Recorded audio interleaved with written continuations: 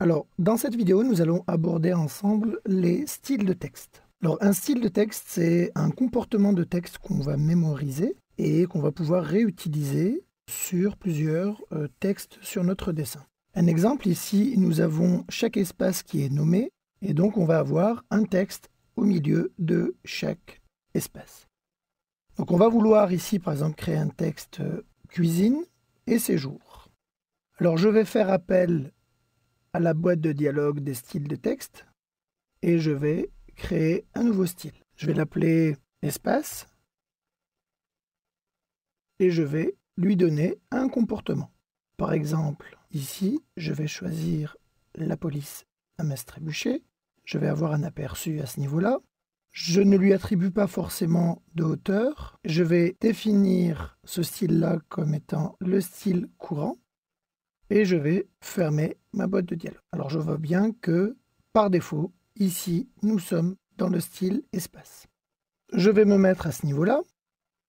Je vais décider de poser un texte sur une seule ligne, me positionner à ce niveau-là.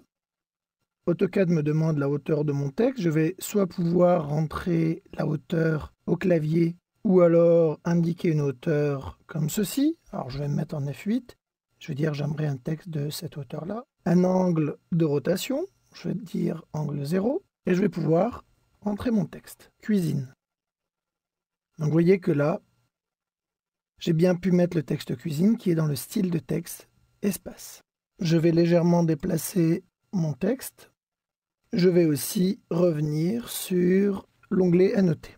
Alors de la même manière, je vais taper ici séjour, texte sur une seule ligne. Je vais rentrer mon point de départ. La hauteur était de 36,03, je vais la laisser telle quelle. L'angle est de 0, je vais le laisser aussi tel quel en validant. Et je vais rentrer séjour. Voilà, je peux aussi déplacer mon texte à tout moment. Alors, vous voyez bien que ici, on a deux espaces qui sont nommés, mais que le comportement du texte qu'on va avoir au niveau de salon et au niveau de séjour ne sont pas les mêmes. Alors c'est tout simple, c'est qu'ici, on va avoir, en cliquant dessus, en allant sur annoter, un style qui est différent, je fais échappe, de celui-ci qui est en style standard. Donc je vais sélectionner tous mes textes qui ne sont pas dans le style espace et je vais leur attribuer le même style, à savoir espace. Et là, le comportement du texte a changé. L'avantage du style de texte, c'est que je vais à tout moment pouvoir aller dans ma boîte de dialogue de gestion des styles de texte et modifier le comportement de mon texte. Par exemple, si je change ici la typo, je mets une typo différente que je valide, que je ressors, vous voyez que tous les textes ont été modifiés en même temps. Donc vraiment, je vous conseille d'utiliser les textes que s'ils sont associés à un style, c'est ce qui va vous permettre d'avoir un plan ou un dessin complètement cohérent sans que vous ayez à vérifier à chaque fois le comportement de chaque texte, puisque tous ces textes vont fonctionner et se comporter de la même manière.